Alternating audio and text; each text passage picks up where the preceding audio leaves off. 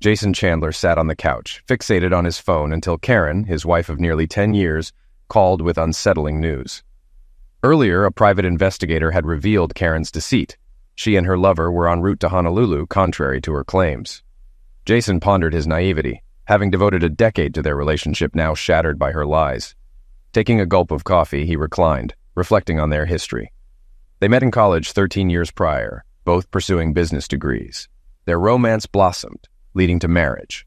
Post-graduation, Jason joined his father's tire business, mastering various roles and ascending to head the accounting department. He aspired to inherit the company from his father and succeed Mike Allen, the retiring CFO.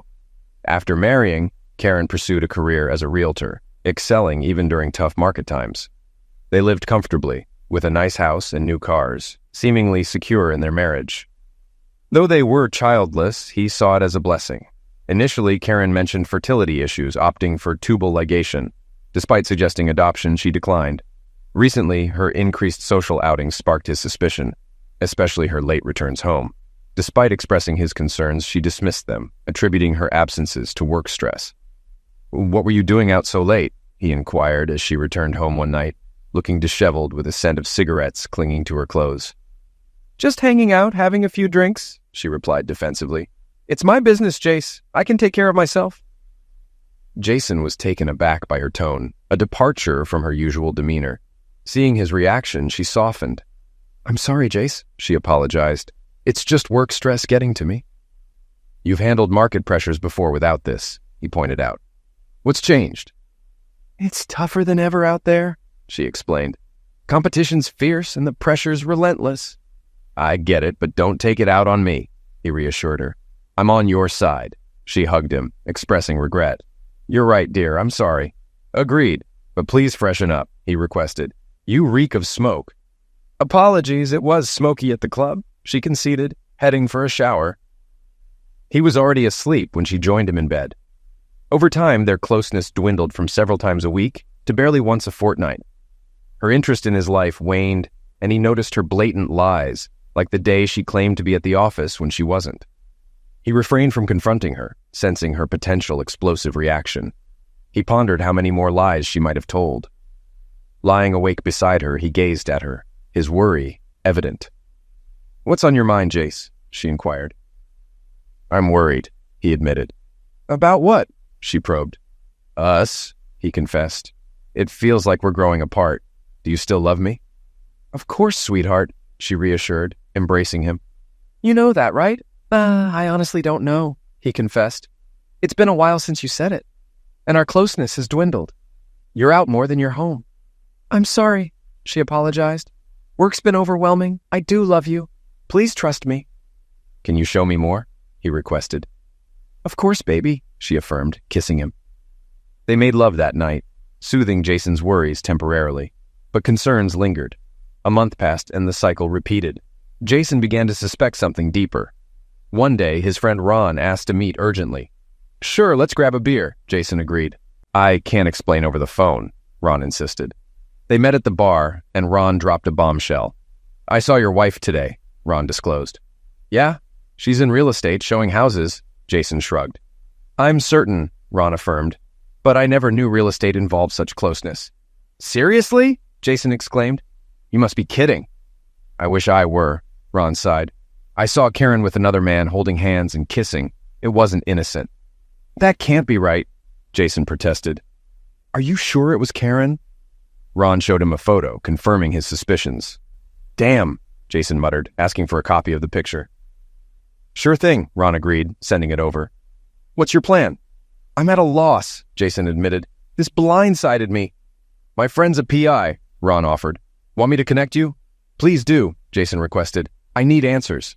After parting ways, Jason found Karen at home. "You're back early," he remarked, surprised. "Just in time," she smiled. "Where were you?" "Having a drink with Ron," he explained. "Everything okay with your friend?" "Not really," Jason shared. "His wife's been unfaithful." "Oh?" Karen feigned innocence. "Yeah," Jason replied. "It's a nightmare I'm glad we don't have." Karen's reaction didn't escape Jason's notice. "It would crush me if you ever betrayed me," he remarked, observing her subtle flinch. "I'd never betray you," she assured, embracing him. "I love you too much." Glad to hear it, he replied, kissing her. What brings you home early? Our company's convention starts this weekend, she explained. I wanted to pack early and spend time with you before we're apart. Where's it held? He inquired. Las Vegas, at the Westgate Resort Hotel, she answered. We leave Friday after lunch. Another award this year? He asked, aware of her past achievements. I suppose, she replied. They kissed again, and he suggested celebrating their anniversary in Vegas. She declined, citing work commitments. Disheartened, he agreed to celebrate later. The next day, he contacted Ron for a PI recommendation. Before lunch, he met with the investigator. Good morning, Mr. Chandler. The investigator greeted him in his cluttered office. Glad to meet you, Ron greeted. Call me Jerry. What's the deal? Jason briefed him on Karen's Vegas trip. Vegas, huh? Jerry mused. You think she's up to something there? Could be, Jason admitted. I've got contacts there who owe me favors, Jerry offered. We'll keep tabs on her and can set up surveillance if you give me your room number. It'll cost extra. Expected as much, Jason nodded. But I need to know the truth. Jerry handed him a digital audio recorder. Easy to use. Just slip it under her car seat, voice activated, retrieve it later. She usually parks at the airport, Jason noted. Perfect, Jerry nodded. We'll handle it. If she slips up, we'll know. Here's my private line for updates. Thanks, Jason said, taking the number. Thanks, Jason said, writing a check from his personal account, not the joint one. They had separate personal accounts and agreed to allocate up to 10% of their earnings. Jason usually spent his on clothes and gifts for Karen, saving for a cruise until now. That night, Karen packed for the trip.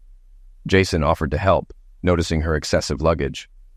Curious, he peeked inside and found birth control pills, despite her previous claim of tubal ligation.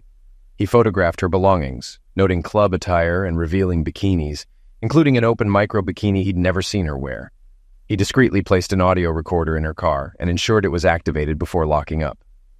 This might be the last time, Jason pondered sadly, foreseeing their closeness fading as husband and wife. The next morning, Karen shared her hotel room number and promised nightly calls. Love you, she said, kissing him. Love you too, he replied, watching her drive off. At work, he informed Jerry of Karen's room number. Got it, thanks, Jerry acknowledged, ready to deploy his team. Later, Karen called from the airport, planning to update him upon check-in. Love you, she reiterated. Love you too, baby, he echoed internally, concealing his doubts. When his father approached, sensing his distress, Jason confided in him. That's rough, son, his father sympathized. I never would have guessed. Same here, Dad, Jason agreed. If you need us, we're here, his father offered. Thanks, Dad, Jason appreciated. Leaving work early, he found Karen's car at the airport, retrieving the audio recorder. Despite the tidy car, doubt lingered. On the drive home, Karen called. Hey, just got here, she informed him. Thanks for telling me, he acknowledged. Just settling in, she continued. I'll call you tonight. Love you. Love you too, he reciprocated. At home, he activated the audio recorder, hoping for nothing incriminating. Mostly there was road noise and her radio. Halfway through, however, reality hit. He listened to her conversation via Bluetooth. Hey, baby, a man's voice greeted. Hello, stallion, she flirted. A stud muffin? Jason scoffed internally. Who's this clown? Last week was amazing, the man reminisced. Glad you enjoyed it, she giggled. Plans for next week? Already arranged, he confirmed. Did you tell your husband? Not yet, she admitted. I've got it handled. He suspect anything? The man inquired. Nothing, she assured. He's clueless. Hope you're right, he said. He'll believe anything, she boasted. Okay, he conceded. Pulling up to the airport, she announced. See you at the hotel tonight, okay? Can't wait, he replied. Bye, love. Bye-bye, she concluded, ending the call. Jason stared at the tape recorder, shocked by what he'd heard. He replayed the recording to ensure he hadn't misinterpreted. She wasn't just cheating. She had plans for their anniversary week that didn't involve him. Frustrated, he cursed internally and pondered the duration of her affair and who her partner was. Grabbing a beer, he sat at his desk, contemplating recent events. Had he overlooked obvious signs? He questioned what else she might be concealing. He had respected her privacy, but now felt compelled to investigate. Knowing where she kept the key, he retrieved it from their jewelry box and headed to her office in the spare bedroom. He accessed the desk, driven by betrayal to investigate. Inside, he uncovered a web of lies. Karen had deceived him throughout their marriage. Shockingly, her personal account held over $250,000, far exceeding their agreed-upon savings limit. Examining her expenses, he found lavish gifts, including a pricey men's Rolex watch likely for her lover. Her purchases also revealed expensive clothing and visits to Planned Parenthood for feticides, which she paid for in cash. He pondered the paternity of the terminated pregnancies and her consistent use of birth control over the years. Additionally, he discovered a receipt for Plan B pills purchased just days earlier. And there's more. He found a recent receipt for a hefty down payment on an apartment in an affluent neighborhood, pondering if it would serve as her love nest or an exit strategy. Other receipts revealed payments for utilities and new furniture, prompting him to consider if one of the keys he found was for her new place. Determined to investigate further, he powered up her computer, finding passwords conveniently listed beneath the keyboard. He accessed her email, surprised to find her credentials saved, indicating her confidence in her secrecy. Shockingly, he uncovered exchanges with Greg Wilson detailing their carnal encounters, dating back nearly a year when he first noticed changes in her behavior. Initially meeting in hotel rooms, they later rendezvoused in houses she was selling. One email from 6 months prior provided some answers to his questions. "Did you handle that little issue?" Greg inquired. "Yep," Karen replied. "I went and had infanticide today." "Shame you didn't keep the baby," Greg remarked. "You could have passed it off as Jason's." "I can't do that," she explained. "He thinks I can't conceive. He'd figure out it wasn't his." Reflecting on 6 months ago, Jason realized that was when he first caught her lying. Damn, he thought to himself. She's a deceitful, cheating woman. He scrolled through their emails. Greg had suggested they have lovemaking in Karen's marital bed, but she refused. "I won't betray Jason like that," she wrote to Greg. "That idiot has no clue," he replied. "I won't do it," she insisted. "What if you had your own place?" Greg proposed. "You could afford it with your earnings, and your husband would be clueless." "Maybe you're onto something," she replied. "I have my own account, and Jason never questions it. I'll start looking." That was 3 months ago. The down payment receipt was just over a month old. "I got a condo," she told Greg. "I put a down payment, and I'm getting furniture next week. Jason's oblivious." "Perfect," Greg responded. "We'll have fun all over that place." Jason was stunned by this news. He kept reading the emails. "Why stay with your husband?" Greg asked. "Why not leave and get your own place?" "Believe it or not, I care for him," Karen said. "He may be a cocky accountant at a tire store chain, but I have feelings for him, and he treats me right. I got the condo so we could meet without risking exposure at hotels. Plus, you're still married." "Hey, just give the word and I'll dump Christy," Greg offered. "She's a headache." "Let's see after the conference," Karen replied. "What happens after the conference?" Greg pondered. Jason began printing out Karen's letters and copying the receipts he had discovered. Just as he was doing so, Karen's number flashed on the display. "Hello?" he answered cautiously. "It's me, baby," Karen greeted. "Are you okay? You sound off." "Got a pounding headache," he lied, not wanting to tip her off. "Just settling in for the night," she informed. "Take something for that headache and rest. Love you and miss you," she added. "Yeah, same here," he muttered. "Bye." Ending the call, he pondered if she noticed his lack of affectionate words. In truth, he was seething. Determined to uncover the truth about Greg, he scoured Karen's company website and found him. Greg Wilson, the regional manager. She was indeed involved with her boss. Printing the page, he added it to his pile. Growing more agitated, he contemplated breaking into her apartment. Checking her address, he hesitated, wondering about a security system. Reviewing her documents, he spotted a code labeled alarm system. Of course she'd write it down, he thought bitterly. Closing her laptop, he left, grabbing latex gloves from the garage to avoid leaving evidence. Finding her complex, he parked in her spot and approached her door. Donning his gloves, he tested a key from her jewelry box. The door yielded, and he entered. Spotting the alarm remote, he inputted the code he'd discovered and ensured the alarm was disarmed. Switching on the light, he surveyed the apartment, admiring Karen's furniture choices. "She's always had good taste," he mused. "Shame her loyalty doesn't match her decor preferences." As expected, there were no pictures of him. This was her love nest, her retreat from their marriage. Stepping into the kitchen, he noted a few plates and utensils. The fridge was empty, the pantry bare.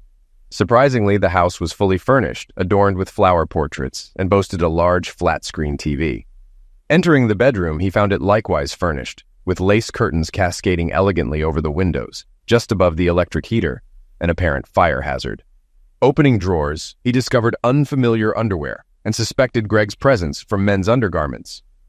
Taking out his phone, he snapped photos. In the nightstand drawer, a card from Greg confirmed his suspicions. "Thanks for the watch," it read. "Looking forward to your housewarming. Love, Greg."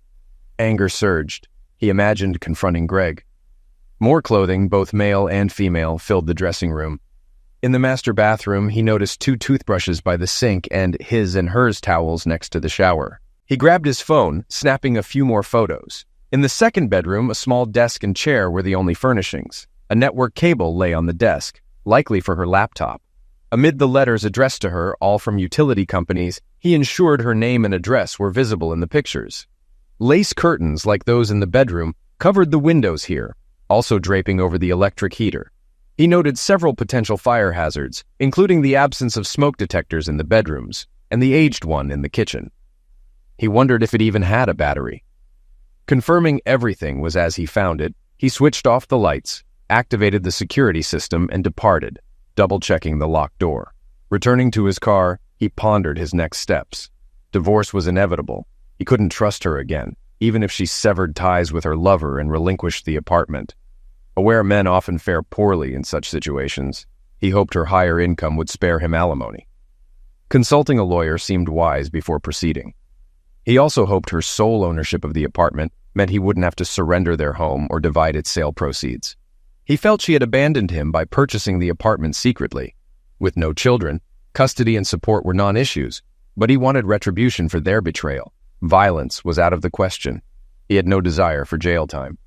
Returning home, he searched the phone book and located an ad for Gregory Wilson. Hoping it was the same Greg Wilson, he dialed the number. "Wilson Residence," a woman's voice answered. "Is this Mrs. Wilson?" he inquired. "Yes, it is," she confirmed. "Who am I speaking to?" "Jason Chandler," he introduced himself. "Your husband is the regional manager for Acme Real Estate?" he verified. "Yes, he is," she replied. "But he's away at a conference this weekend and will be visiting other offices next week. You'll need to call the regional office and leave a message for him there." "Actually, Mrs. Wilson, it's you I'd like to speak with," Jason redirected. "Oh?" she responded. "Yes, ma'am," Jason continued. "I hate to break this to you, but my wife is having an affair with your husband." "Are you certain?" she inquired. "Absolutely," Jason asserted, "and I can provide evidence." "Do you have solid proof?" she pressed. "I can even show you where they meet up if you'd like," Jason offered. He heard her sigh through the phone. "Would tomorrow work for you?" she proposed. "Certainly," Jason agreed. "What time suits you best?" "Around 1 o'clock in the afternoon," she suggested. Providing her with Karen's apartment address and directions, Jason concluded, "I'll see you then," before ending the call. Grinning, he approached his desk and began drafting a to-do list. First on the agenda, change the door locks, ensuring it was done before meeting Greg's wife at Karen's place. The temptation to drown his sorrows in booze crossed his mind, but he dismissed it. Opting instead for a cold pizza slice, he mulled over his options. Satisfied, he ascended the stairs and retired for the night. Early the next day, he visited the hardware store, purchasing supplies to replace the locks and crafting an extra key for the apartment. By noon, all locks were switched. After showering, he grabbed his audio recorder and the printed emails from Karen's account, then headed to her apartment to rendezvous with Greg's wife. Spotting Karen's car, he approached a Toyota Corolla nearby, where an attractive dark-haired woman sat. Knocking on her window, he inquired, "Are you Christy Wilson?" She confirmed her identity, and he opened the door for her. "Call me Jason Chandler," he said, gesturing for her to don latex gloves he offered. "Let's head in. I'll show you their hideaway." Using the spare key, he successfully unlocked the door, deactivating the security alarm as they entered. Jason guided her into the bedroom, opening drawers and revealing Greg's clothes in the closet. "Oh my God!" she exclaimed. "I've been searching for these for weeks. I wondered where his clothes were disappearing." "Has your husband been sporting a Rolex watch lately?" Jason inquired. She affirmed, mentioning it was a gift from management. Shaking his head, Jason retrieved a card from Karen's nightstand, displaying it to her. Reading the note, she burst into tears. "Is that his handwriting?" Jason questioned. "Yes," she sobbed. "But wait, there's more," he added, presenting the emails and activating the audio recorder. Tearfully, she read the emails before listening to the Friday recording. "I'm sorry," Jason said, embracing her and restraining his own emotions. It's not your fault, she assured. I've suspected something but lacked proof. Composing herself, she faced him. So what's the plan? She inquired. I'm filing for divorce, he declared. And I'll kick him out as soon as I lay eyes on him, she vowed. Suddenly, she brightened. I have an idea, she exclaimed. What if we help them move in together here? Jason pondered momentarily before smiling. I like it, he agreed. But we need to act fast. They'll be back soon. Greg said he'd be away for a week after the convention, she revealed. I bet Karen will find a reason to leave too. Recalling the recorded conversation, Jason cursed. Damn, you're right, he admitted. But I want her stuff out of my house pronto. Agreed, she concurred. Meet me back here in 3 hours. Sounds good, Jason agreed. I'll bag her stuff. I should be back in time. See you then, she said, rising. Jason observed her, struck by her petite stature and charm. He couldn't fathom why Greg would cheat on her. They left the condo and arrived 3 hours later, their cars brimming with bags of the couple's belongings. Dumping the bags in the sparsely furnished second bedroom, they didn't worry about breakage, knowing it would take the cheating spouses hours to sort through everything. I don't know about you, but I wasn't too careful with his stuff, she remarked. Jason chuckled. Same here, he admitted, sharing a high five with her. Glancing at her, he announced, I don't know about you, but I'm famished. Me too, she agreed. I could really go for a juicy hamburger. A big cheesy one.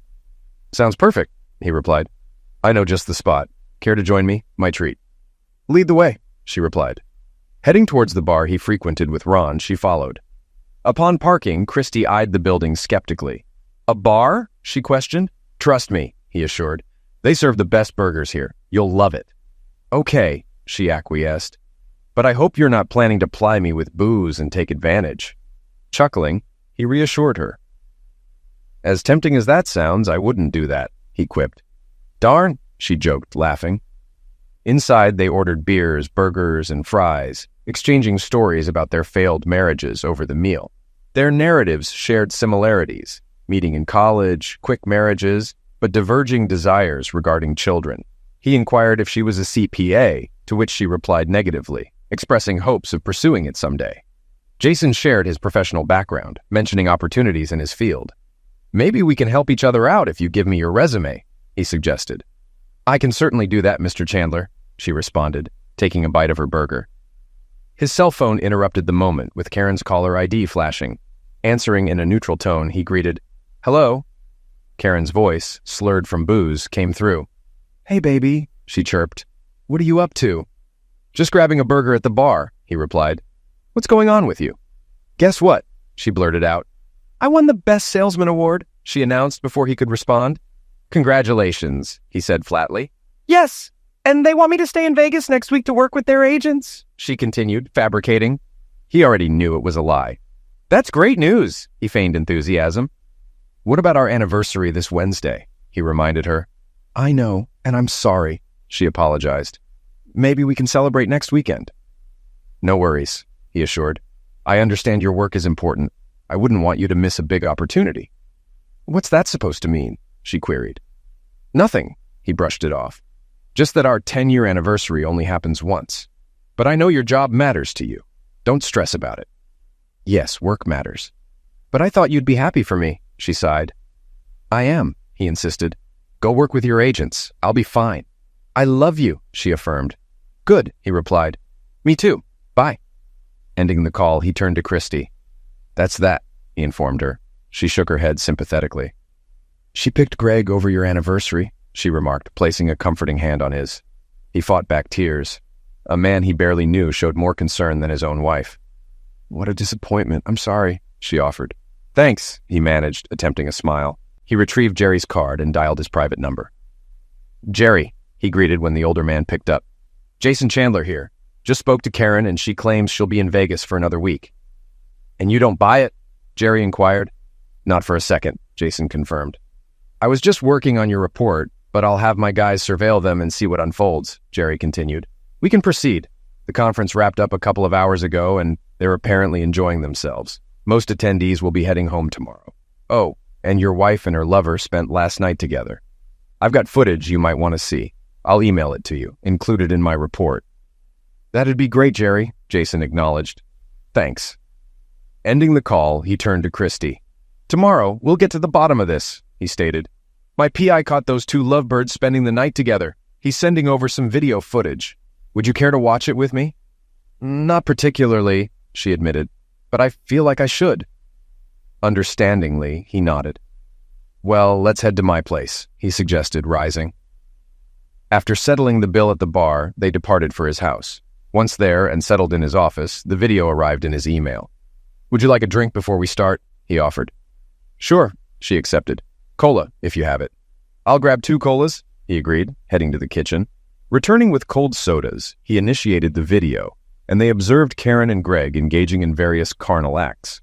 Both Christy and Jason struggled to contain their emotions as they witnessed their spouses enjoying each other's company. The ensuing pillow talk was even more heartbreaking. What do you reckon our spouses are up to right now? Karen inquired. If I know Christy, she's probably glued to one of her dull movies, Greg replied, or nose deep in one of her silly books. Yeah, I get what you mean, she agreed. I imagine Jason's buried in another one of his tedious spreadsheets or poring over stock reports. Greg smirked. You think he's out here saving the world or something? I mean, come on, his old man's company sells tires, for crying out loud. What's the big deal? So, have you decided what you're going to tell that idiot after tomorrow's awards banquet? Yep, she confirmed. I'll just say I was requested to stick around in Vegas for a week, filling in for the local reps. He'll swallow it. Hell, he'd believe anything I tell him. I could tell him the moon's made of green cheese, and he'd buy it. And by the time he catches on, we'll be lounging on a beach in Hawaii. Greg added, I can't wait to see you flaunting that new sling bikini you snagged. Christy erupted. Hawaii, she exclaimed. That idiot's whisking some floozy off to Hawaii. I'm going to rip his guts out. She turned to Jason. Sorry for calling your wife a floozy. No need to apologize, he responded. I'd say the same thing. They refocused on the video. So, what about your anniversary? Are you just going to skip it? Hawaii sounds a lot more enticing than a night at a steakhouse, she remarked. I pledged to make it up to him. Maybe I will, maybe I won't. Greg regarded her. You're ice cold, you know that? He remarked. She shrugged. It's only our 10th anniversary, she explained. There'll be more. Who cares about that? Right now, I need you. With those words, they resumed their activities, prompting Jason to halt the video. I've seen plenty, he stated. Have you? Christy nodded, tears flowing down her cheeks. More than plenty, she affirmed. I'm scheduling a meeting with a divorce attorney come Monday, he disclosed. Would you like to accompany me? Would you mind? She asked softly. Not at all, he reassured. Christy burst into tears, sobbing. Jason wrapped his arm around her, offering a comforting shoulder. Though he felt like crying too, he held back, focusing on consoling her amidst his own emotional turmoil. Would it bother you if I spent the night here? She inquired. No hanky-panky, I just want to cuddle, she clarified. Of course, you're welcome to stay, he replied. Stay as long as you like. Thank you, she expressed. I can't believe I wasted all those years on that idiot. All this time I've been falling for his lies. I totally get it, Jason empathized. He escorted her upstairs to the master bedroom and found an old t-shirt that appeared long enough for her to sleep in. Taking it, she retreated to the bathroom to change. After waiting for her return, he donned his pajamas and settled into bed. She emerged from the bathroom wearing the long t-shirt, and he was almost taken aback by her appearance. He always admired Karen's legs, but Christy's were the slenderest he'd ever seen. She smiled as she slipped under the covers. What's wrong? She asked. Never seen a woman's legs before? None as lovely as yours, Jason complimented. Sweet talk will get you everywhere, sir, she teased. He wrapped his arm around her, drawing her close, savoring her scent. She placed her hand on his chest, snuggling against him. Did you know you're the only woman I've shared a bed with besides my wife for over 10 years? He confessed. And you're the only man I've been with besides my husband, she revealed. They gazed into each other's eyes for what felt like an eternity before drifting off to sleep in each other's arms. The next morning, they woke up entwined with each other. Good morning, sleepyhead, she greeted. You don't need to rush out on my account, she added as he rose to use the bathroom. Good morning, beautiful, he responded. I'll be quick. He relieved himself in the bathroom, which proved challenging given his state of arousal. Upon returning, he found Christy already tidying up the kitchen and preparing scrambled eggs and bacon for breakfast. Glancing at the clock, he noted it was 8:30 a.m. His gaze returned to Christy, enjoying the sight of her cooking in his old t-shirt, momentarily reminiscing about the times Karen used to make breakfast for them. "Wow, that smells amazing," he remarked. "I hope you don't mind me taking over your kitchen," she said. "Not at all," he assured her. "I can't recall the last time someone made me breakfast." "Karen never cooked for you?" she inquired. "She used to," he acknowledged, "but she stopped a while back. Claimed it took too much time and she needed to prepare for her clients." "Damn," Christy muttered. "Exactly," he concurred. The aroma of bacon filled the air as she placed a generous plate in front of him. He devoured the meal hungrily as if he hadn't eaten in weeks. "Wow, that was amazing. Do you cook like this every morning?" "Whenever I can," she replied. His phone interrupted, displaying Jerry's name and number. "Hey, Jerry," he greeted. "Working Sundays now?" Jerry chuckled. "More often than I'd like," he admitted. "I wanted to update you. Your wife and her lover boarded their flight from Las Vegas just before 6 o'clock this morning. They had a layover in Los Angeles for about 40 minutes. And the plane departed an hour ago. They'll touch down in Honolulu in approximately 5 hours. I've got the flight details if you need them." "Got it," Jason confirmed. "They're on American Airlines Flight 31, Jerry added. "I've got a contact in Honolulu ready to track them once they land." "Thanks, Jerry," Jason said, jotting down the information. After ending the call, he turned to Christy. "Well," he began, "here's the update. They're en route to Hawaii." As the plane ascended, Karen settled into her seat. Glancing out the window, she watched as they flew over the Pacific Ocean. "This is it," she mused to herself. Glancing to her left, she noticed Greg already asleep in the neighboring seat. She closed her eyes briefly, reflecting on the past decade. Brief pangs of guilt swept over her for betraying her trusting husband. Somewhere deep down, she acknowledged this as just another in a series of poor choices, yet she justified it to herself. She hoped it would all resolve without Jason ever finding out. Perhaps their marriage would continue, and they would grow old together, eventually retiring peacefully. Her initial misstep was disclosing to Jason that she couldn't conceive. In reality, she was capable, but she harbored no desire for a family. Motherhood might allure some, but not her. Thus, she informed Jason of purported medical hurdles necessitating tubal ligation. He accepted, eventually consenting.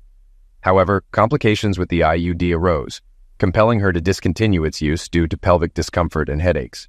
She resorted to conventional birth control pills, supplementing with the calendar rhythm method to avoid physical engagement during peak fertility.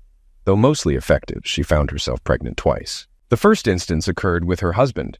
Fearing his response, which would unveil her initial deceit and her reluctance for parenthood, she discreetly underwent infanticide, financing it privately. Luckily, they had established separate accounts alongside a joint one. Initially, they agreed on her contributing 10% of her earnings to the joint account, but she manipulated the arrangement. She could have funded the feticide independently, keeping Jason unaware. The second pregnancy arose with Greg, approximately 6 months prior. She divulged the situation to her paramour, and opted for another feticide, covering the cost from her personal account, hoping Jason would remain oblivious. Then came her extramarital affairs. Throughout the initial 7 years of marriage, she remained loyal to her husband. However, everything shifted one day when she encountered a client, strikingly handsome and affluent. In a fleeting moment, she made a decision she never regretted. They engaged in intense, passionate closeness within the confines of a lavish house she was showcasing, and he exhibited gratitude by purchasing the property outright. Such encounters were infrequent, maybe occurring 10 times over the subsequent year and a half. Later, she discovered others engaged in similar behaviors. Though she experienced fleeting guilt, she reasoned, "What the heck? If other women could indulge without consequence, why couldn't she?" In her view, it bore no relation to Jason. Her love for him remained steadfast, and what he didn't know wouldn't cause injury. Then she encountered Greg, and everything altered. He embodied everything her husband lacked. Jason was analytical, pondering decisions meticulously, whereas Greg was impulsive, deciding on a whim. Jason's path in life, both personally and professionally, had been predetermined. He dedicated his career to his father's tire business, a trajectory he continued, set to ascend to CFO and ultimately president and CEO. Conversely, Greg's future was uncertain. He embraced each day as it came, living in the moment while Jason contemplated the future. Their approaches in bed were starkly different. Jason prioritized her pleasure, while Greg was more forceful, leaving her feeling shattered. Initially, their liaisons occurred in discreet motels or houses they were selling, but she grew apprehensive about being spotted and alerting Jason or Greg's wife, Christy. Then, after Jason voiced concerns about their relationship, she distanced herself from Greg, momentarily redirecting her affection toward her husband. However, her resolve waned, and Greg sought to reconcile, but she feared Jason discovering their affair. To mitigate this risk, she decided to purchase her own apartment, providing a private sanctuary for her and Greg. Despite Jason's conservative demeanor, she harbored lingering emotions for him. Their decision to file tax returns separately facilitated her departure with Greg while still benefiting from tax breaks.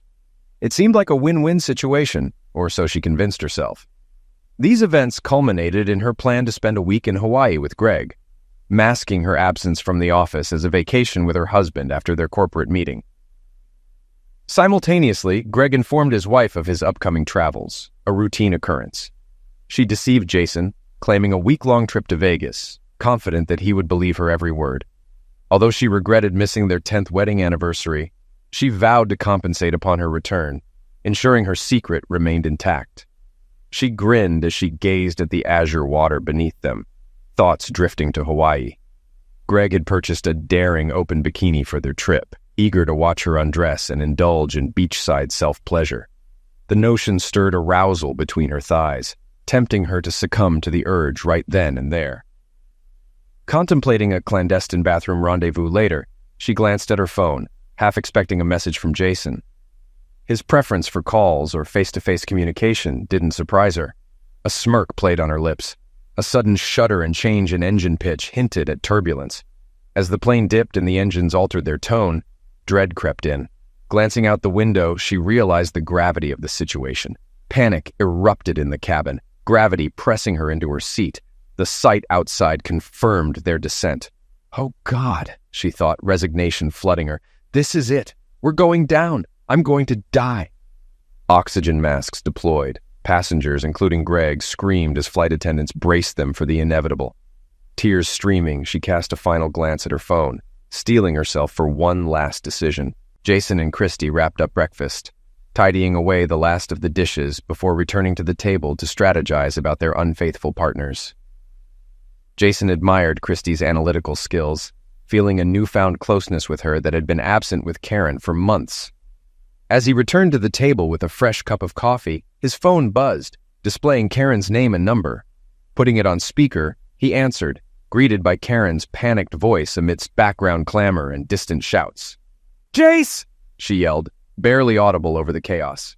"Karen, what's happening?" he asked, straining to hear. "Plane, down, sorry." Her voice crackled before the call abruptly ended. Stunned, Jason and Christy exchanged glances. Attempting to call Karen back proved futile as it went straight to voicemail. Turning to Christy, Jason urged her to contact Greg. Rushing to retrieve her phone from her purse, Christy dialed Greg's number, but it too went unanswered, diverting to voicemail. Jason headed to his home office, powering up his computer to seek more information. After finding the airline's contact number through a search engine, he dialed and, after initial refusal, managed to speak with someone who confirmed they were investigating reports of the plane crash. Leaving his and Christy's contact details, along with Karen and Greg's, he was assured they would be notified of any updates. With nothing further to find online, he estimated it would be at least an hour before they received any news. They headed to the front room, switching on the TV in hopes of catching any news updates. Jason flicked through channels, but there was no breaking news. Reflecting on the events leading up to this moment, he glanced at his phone. Finally, a news network flashed a report that an American Airlines flight bound for Honolulu had crashed in the Pacific Ocean, though without providing specifics. "Oh God!" Christy exclaimed, her hand covering her mouth. Jason embraced her, silently praying for Karen's safety. Despite the strain in their marriage, he couldn't bear the thought of her perishing. An hour later, the phone rang. Jason muted the TV and answered. "Mr. Chandler?" a woman's voice inquired. "Speaking," he confirmed. "I'm calling to inform you that your wife's flight has crashed," she relayed. "I have no further details at this time, but we will update you as soon as we learn more." "Thank you," Jason responded, ending the call. He and Christy held each other, tears welling in their eyes. Shortly after, Christy's phone rang, delivering the same grim news. Soon after, his father called. It wasn't uncommon. His parents often reached out upon hearing news like this. "Hey, Jace," his father greeted. "Hi, Dad. How are you?" Jason replied. "Just got back from church. Did you see the news about the accident?" his father inquired. "Yes, I did," Jason confirmed. "It's awful," his father lamented. "By the way, how's Karen? Wasn't she on her way back from Vegas?" "She's not doing well, Dad," Jason disclosed. "She was on that plane that crashed." "What?" his father gasped. "What was she doing going to Hawaii without you?" "She was with her boyfriend," Jason disclosed. "Oh my God," his father reacted. "I'm sorry to hear that, son. Take a week off and sort things out. Let Mike know if there's anything we can do. Just give me a call, okay?" "Thanks, Dad," Jason expressed gratefully. He wrapped up the call, his mind swirling with a mix of emotions. On one hand, he felt a deep sorrow knowing Karen was likely gone. Yet anger simmered within him for her betrayal, as well as at himself for not standing up to her. Strangely, the absence of divorce didn't disturb him. However, the realization of shouldering Karen's final expenses, including the apartment, jolted him. "Damn," he muttered. He glanced at Christy, pondering how she'd cope. What steps would she take? An idea struck him, prompting him to approach her. "Christy," he began, "why not sell your apartment and move in here with me?" She met his gaze, tears brimming in her eyes. "Are you serious?" she questioned. "Absolutely," he affirmed. "There's a spare room upstairs, and with the upcoming challenges, maybe we can support each other through it all." After a moment's consideration, she responded, "Why not? But under one condition." "What's that?" he inquired. "That I share your bed," she stated. "Really?" Jason's thoughts raced, realizing things were moving quicker than anticipated. Dismissing doubts, he resolved to seize the moment. "Sure," he agreed. "It's been ages since I felt genuinely comfortable with my husband. Last night was the first time in years I felt fulfilled. Is that all right?" "More than all right," he assured her. "Then it's settled," she confirmed. "I'll grab my belongings from home and be back tonight." Jason nodded. "I'll be here," he promised. After she departed, he dialed Lucy, Karen's colleague. "Hello?" she greeted. "Lucy, it's Jason Chandler," he identified himself. "Oh, hi, Jason," she responded. "How is Hawaii?" "I'm not sure," he admitted. "I hear it's lovely this time of year. Why?" Lucy's tone shifted. "Karen mentioned you two were heading there after the company meeting. I assumed you were en route." "Actually," Jason clarified, "Karen went, but not with me. She went with Greg." "What?" Lucy exclaimed, taken aback. "That's right," Jason affirmed. "However, neither of them made it. The plane they were on crashed in the Pacific Ocean today. You might have seen it in the news." "Oh, no," Lucy gasped. "Do you know if she survived?" "I doubt any of them did," Jason responded solemnly. "I'm deeply sorry," Lucy offered sympathies. "Please accept my condolences. Also, the company has life insurance for all employees. I'll handle the paperwork, but I'll need details from the airline. Can you provide them?" "Yes, I'll gather what I can," Jason promised. "But I have a question for you." "What's that?" Lucy inquired. "Were you aware of Karen's affair with Greg?" Jason queried. "I had my suspicions. There were whispers, but nothing concrete," Lucy admitted. "We tend not to gossip about personal matters in the office." "I understand," Jason acknowledged. "Well, that's all for now. I'll be in touch." "Thank you," Lucy responded. "And again, my condolences." That evening, while watching television with Christy, a news report about the crash aired. It stated that the plane's final moments were captured by a crew member aboard a cargo airliner only a couple of miles from the crash site. The TV station aired an amateur video showing the plane rapidly descending nose first. The plane appeared to disintegrate upon impact with the water, the report conveyed. The cargo ship altered its course to aid in the search for survivors. While they retrieved several bodies from the water, unfortunately, there were no survivors. Additionally, they recovered a significant amount of luggage, which included belongings belonging to Karen and Greg. However, their bodies were not among those recovered. In the following months, Jason and Christy experienced a whirlwind of activity. Christy moved in with Jason and sold her own house. Jason had to handle Karen's apartment, which held nothing of value to him. Consequently, he donated everything to Goodwill, which gladly accepted it. Later, he sold the apartment, recouping Karen's original investment. Both Jason and Christy received a $500,000 insurance payout from Acme Real Estate for the loss of their spouses. They promptly began erasing any remnants of Karen from their lives. They discarded photos, stowed away knickknacks, and replaced furniture, especially the bed. Family members took what they wanted, and the rest, including 2 cars, was either sold, donated, or scrapped. Jason also navigated the complexities of closing Karen's bank accounts. After months of paperwork, Jason received a check for approximately $250,000. Lawyers approached Jason and Christy, seeking to profit from the accident. Further investigation revealed that the crew misinterpreted onboard computer warnings and made incorrect decisions. The plane descended at a rate of about 12,000 feet per minute, crashing into the water at roughly 135 miles per hour, a journey lasting just over 3 minutes.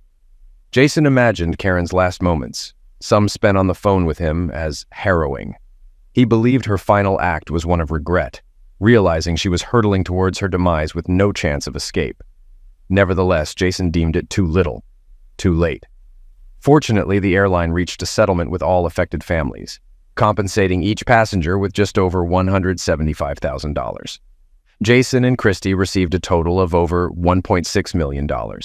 After accounting for taxes, they still had a substantial sum. Since neither Karen's nor Greg's remains were recovered, no funeral took place. However, Jason and Christy organized memorial services mainly for their families. They didn't shed tears for their deceased spouses. 3 months into her tenure, Christy left her job to move in permanently with Jason. By then, they were deeply in love.